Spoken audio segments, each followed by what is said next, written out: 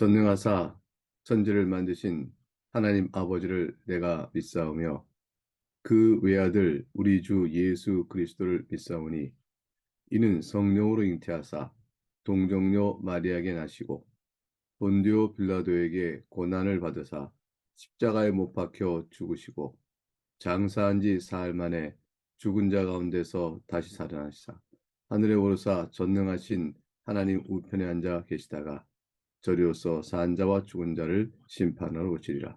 성령을 믿사오며 거룩한 공예와 성도와 서로 교통하는 것과 죄를 사하여 주시는 것과 몸이 다시 사는 것과 영원히 사는 것을 믿사옵나이다. 아멘. 함께 찬송하겠습니다. 찬송은 찬송가 484장 484장 내 마음의 주여 소망 되소서 1절과 4절 1절과 4절 찬송하겠습니다. 내 맘의 주여 소망 되소서 주 없이 모든 일 헛되어라 만에나 낮에나 주님 생각 잘 때나 깰 때 함께 하소서 영원한 주님 내 승리의 주 하늘의 기쁨을 주옵소서 어떠한 고난이 닥쳐와도 만유의 주여 소망 되소서 아멘.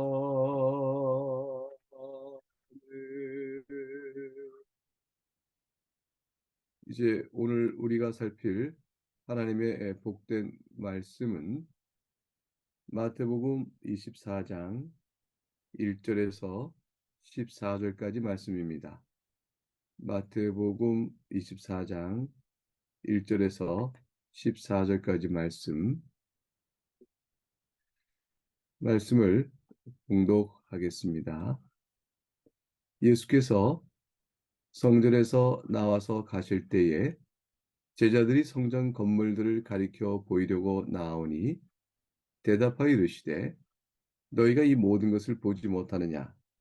내가 진실로 너희에게 이르노니 돌 하나도 돌 위에 남지 않고 다 무너뜨려지리라. 예수께서 감람산 위에 앉으셨을 때에 제자들이 조용히 와서 이르되 우리에게 이르소서 어느 때에 이런 일이 있겠사오며 또 주의 임하심과 세상 끝에는 무슨 징조가 있사오리까?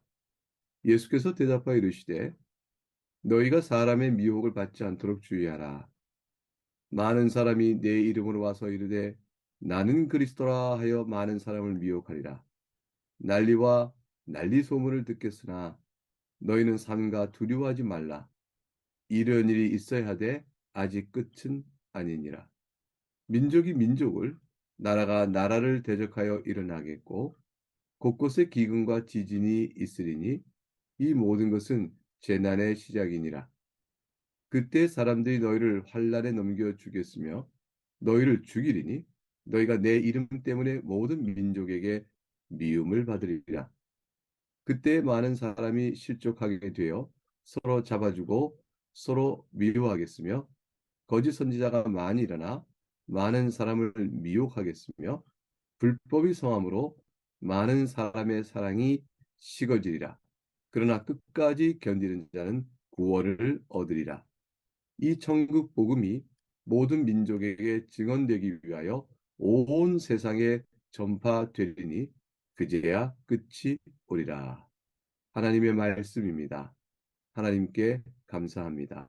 오늘 말씀을 주 성령께서 우리 가운데 조명의 은총을 베풀어 큰 은혜 주시기를 간구합니다. 오늘 읽는 24장은 이제 우리가 잘 알려진 감람산 강화다 하는 것이 시작입니다. 감람산 강화의 배경은 이러합니다. 예루살렘으로 멸망으로 인류 역사의 마지막과 관련한 교훈을 주시는 감람산 강화는 24장부터 25장까지 이루어지는데요. 그에 앞서서 주일에 지난 주일이 이제 종료주일이죠.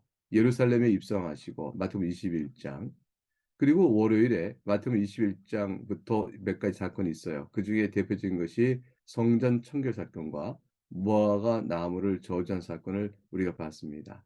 그리고 무슨 권위로 당신은 이런 일을 행하느냐라는 제사장들 무리에 예수에 대한 항변이 있었고 그리고 그렇게 쭉 이어지면서 이제 마태복음 26장 16절에 가룟 유다가 배신한 데까지 이어지는 일련의 시작들의 시간입니다. 이 가운데 이제 감나산 강화가 놓여 있습니다. 예수님께서 십자가에 죽으셔 가시는 마지막 한 주간의 가운데에 이 말씀이 있게 되는 것이죠. 감나산 강화는 예수님께서 성전 건물에 돌 하나도 돌 위에 남지 않는다고 말씀하신 일 때문에 제자들이 이런 일이 도대체 언제 있을 것입니까? 묻는 질문과 연결되어 시작이 됩니다.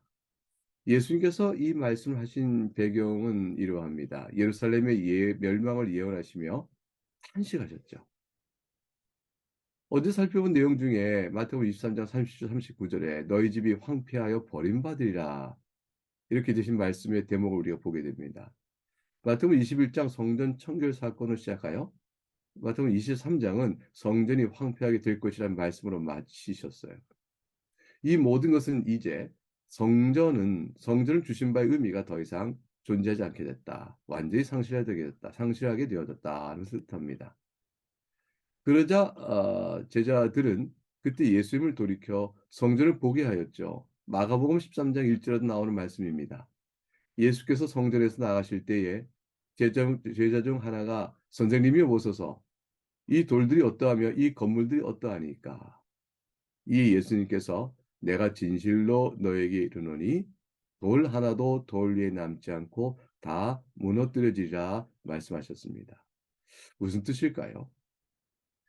성전이 무너진다는 것은 두 가지 의미를 갖습니다. 첫째는 바벨론에 의해 멸망을 선포하셨던 것처럼 이스라엘의 죄악에 대한 심판을 뜻합니다. 성전이 무너지면 하나님께 나아갈 수가 없게 되죠. 이것은 이방과 같이 되어지는 것이요. 이스라엘의 죄악에 대한 하나님의 큰 심판이 됩니다. 둘째는 구속사의 경륜에 있어서 이제 약속하신 메시아가 왔으니 구약의 그림자는 더 이상 필요가 없다라는 의미에서 성전은 또 무너집니다. 속죄의 제사를 드릴 이유가 없게 된 것이죠. 예수님께서는 두 가지 의미를 이 성전에 황폐하게 될 것이라는 말씀과 더불어 두 가지 의미를 가지고 계시다. 말씀하고 계시다. 볼 것입니다. 예수님의 말씀을 들은 제자들은 충격을 받습니다. 무엇인가 직감을 하게 되었습니다. 성전이 무너진다면 아니 그것은 세상의 끝이 온다는 것이 아닌가? 이들이 이렇게 생각한 것은 세상의 끝날이 오지 않고서야 성전이 결코 무너질 리가 없다고 생각하였기 때문입니다. 그런 종말이 온 후에는 메시아, 곧 그리스도의 나라가 영광을 비추며 나타날 것이라고 믿었습니다. 그러하기에 이들은 예수께 나와서 물었던 것이죠. 어느 때에 이런 일이 있겠사오며 또 주의 임하심과 세상 끝에는 무슨 징조가 있사오리까? 예수님께서는 주의 재림과 세상의 끝에 어떤 징조가 있을 것인지를 묻는 제자들의 질문에 몇 가지 일들을 말씀하셨습니다. 4절에 먼저 믿는 자들을 거짓으로 미혹하는 일들이 있을 것이라고 말씀하셨습니다. 그리고 5절에는 무엇보다 거짓 그리스도가 나타날 것이다 말씀하셨습니다. 예수님께서는 요한복음 14장 6절에서 내가 곧 길이요 진리요 생명이니 나로 말미암지 않고는 아버지께로 올 자가 없느니라고 말씀하셨던 그 내용을 우리가 기억하죠. 그런데 거짓 그리스도이란 바로 이 사실을 부인한 자들입니다. 자신들에게 하나님 아버지께 나가는 길, 구원을 받는 길, 영생 얻는 길이 자신들에게 있다라고 주장하는 자들. 이러한 자들이 있을 터인즉 이들에게서 미혹을 받지 않도록 유의하라고 교훈하십니다. 오늘날 타종교, 이단 사이비, 그리고 더 나아가서 과학의 이름으로 이 세상을 구원할 것을 말하는 모든 주장들은 다 거짓 그리스도의 자리에 앉는 것들입니다. 다음으로 예수님께서는 전쟁이 끊이지 않을 것임을 말씀하셨습니다. 6절과 7절 전반절에 너희가 난리와 난리 소문을 듣겠으나 너희는 삼가 두려워하지 말라. 이런 일이 있어야 하되 아직 끝은 아니니라. 민족이 민족을 나라가 나라를 대적하여 일어나겠고 예수님이 다시 오실 때까지 이 세상은 결코 평화를 맛보지 못할 것입니다.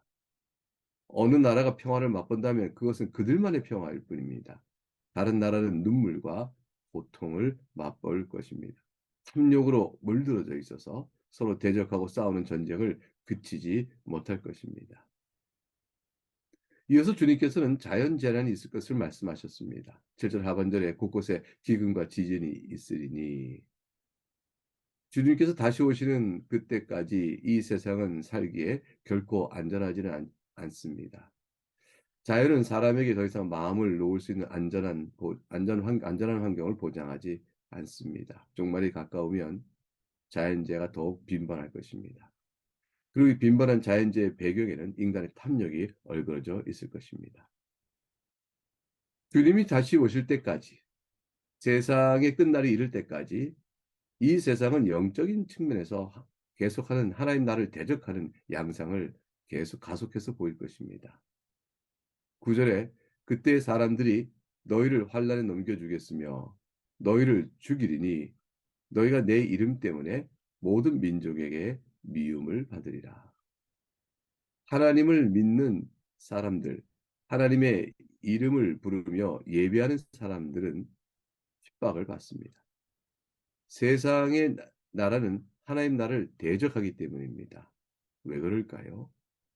예수 그리스도만이 구원의 길이라는 복음을 세상은 견디지 못합니다. 왜 예수만이 구원이며 생명이라 말하는가? 아니, 그건 독단적이며 배타적인 독선이 아닌가? 이러한 독선적 주장은 세상의 평화를 오히려 해롭게 하는 것이다. 잡아 없애야 된다라는 주장을 하게 됩니다. 예수의 말씀, 성경을 믿으면 세상이 판단을 받죠. 동성애가 정죄를 받지 않겠습니까? 성적인 타락과 탐욕의 죄악들이 다 드러납니다. 하나님을 예배하지 않는 세속의 생활이 자유롭지 않게 됩니다. 그래서 그들은 견디지 못해서 대적을 합니다. 성경만이 답인가? 하나님이 계시는가? 그리스도만이 답인가? 너희는 도대체 우리보다 무엇이 더 나은가?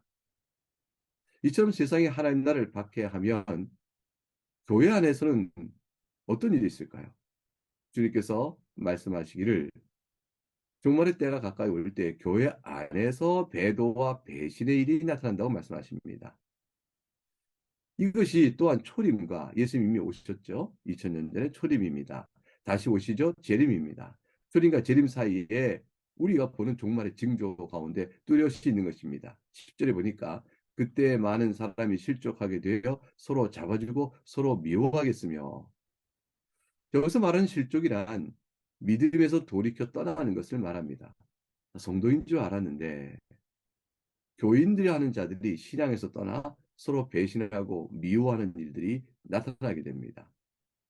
이 세상의 교회는 그러한 이들이 들어와 있습니다. 많은 교인들이 교회를 어지럽히고 파괴한 일이 있습니다. 교인의 모습으로 교회 안에 들어와 있는 자들이 있는 것이죠. 교회는 이상적이지 않습니다. 또한 그러한 모습은 종말의 징조를 보이는 것이기도 합니다. 11절에 가니까 거짓 선지자가 많이 일어나 많은 사람을 미혹하겠으며 교회 안에 거짓 선생이 나타납니다. 성경을 빙자하여 거짓을 가르치거나 성경의 교훈을 왜곡하거나 성경을 아주 가볍게 여깁니다. 사이비가 나타나고 이단이 나타날 수 있는 환경을 만들어가는 것이죠. 신학의 왜곡이 있게 됩니다. 상당수 교회는 거짓 선지자에 의하여 쉽게 끌려다니고 무력해질 것이며 배도의 집단으로 타락하는 일들이 나타나게 될 것입니다.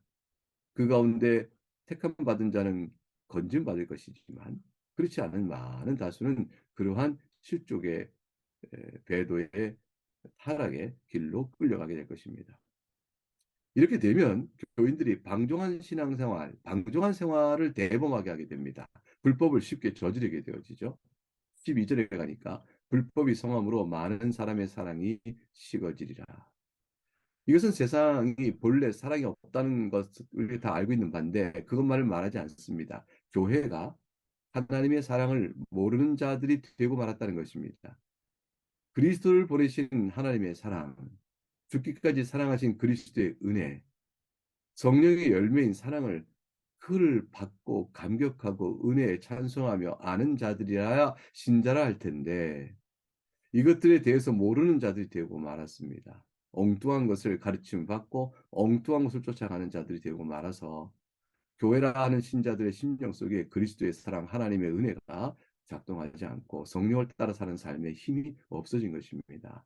종말에는 이러한 자들이 교회라 하는 이름 아래 많을 것이라 말씀하십니다. 어떻게 성도는 종말의 시도를 살아가야 할까요? 13절에 그러나 끝까지 견디는 자는 구원을 얻으리라 주님께서 말씀하십니다. 세상이 그런 줄 알고 마음을 단단히 대비하여 신앙생활을 하라는 것입니다. 그래서 그래도 그 과정에서 하나님 은혜가 있으니 견딜 수 있다라고 말씀하십니다. 견딘다는 것은 복음의 증언자로 살아가기를 포기하지 않는다는 것입니다. 위축되거나 겁내지 않고 그리스도의 증언자로 복음의 증언자로 살아가는 것이죠.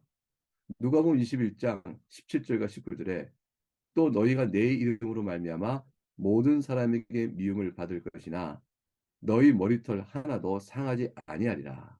너희의 인내로 너희 영혼을 얻으리라. 언제가 그날일까요? 14절에 이 천국 복음이 온 민족에게 증언되기 위하여 온 세상에 전파되리니 그제야 끝이 오리라. 끝날은 아무도 모릅니다. 그날과 그때는 아무도 모르나니 하늘의 천사들도 아들도 모르고 오직 아버지만 아시느니라 하셨습니다. 이 땅에 사람으로 오신 주님께서 사람으로 오는 한계 내에서는 그것도 모른다. 그 말씀까지 하신 것입니다.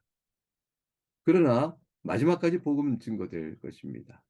모든 민족들에게 복음이 계속 전파되고 증거되는 일이 있을 것이며 우리가 사는 이 땅에서도 아직은 택함 받았으나 교회 앞에 복음 앞에 나오지 못한 자들에게 복음은 계속 전해질 것입니다. 우리가 그것을 위하여 살기도 합니다. 바로 그것이 주님의 구원 계획 안에서 다 이루어지는 날이 되면 은혜의 때는 끝이 나고 노아의 방주 문이 닫히듯 문이 닫히게 될 것입니다. 이제 남은 것은 심판입니다. 그리고 그 심판은 악인들에게 임하게 될 것입니다. 네, 오늘의 이 말씀이 주고 있는 교훈들을 따라서 우리가 각각 기도해 보겠습니다. 우리가 은혜 때에 살고 있다. 아직은 은혜의 때다. 이때 은혜의 때 우리가 구원의 하나님의 은혜를 받아 주의 백성으로 모였으니 서로 올바른 말씀의 교훈을 받고 바른 신앙 안에서 서로 격려하며 서로 아끼며 교회를 든든히 세워가며 믿음의 이 길을 잘 끝까지 감당하여야 할 것이다. 이런 내용을 마음에 담고 하나님 감사합니다. 각각의 결심을 모아 이 시간에 잠깐 기도하겠습니다.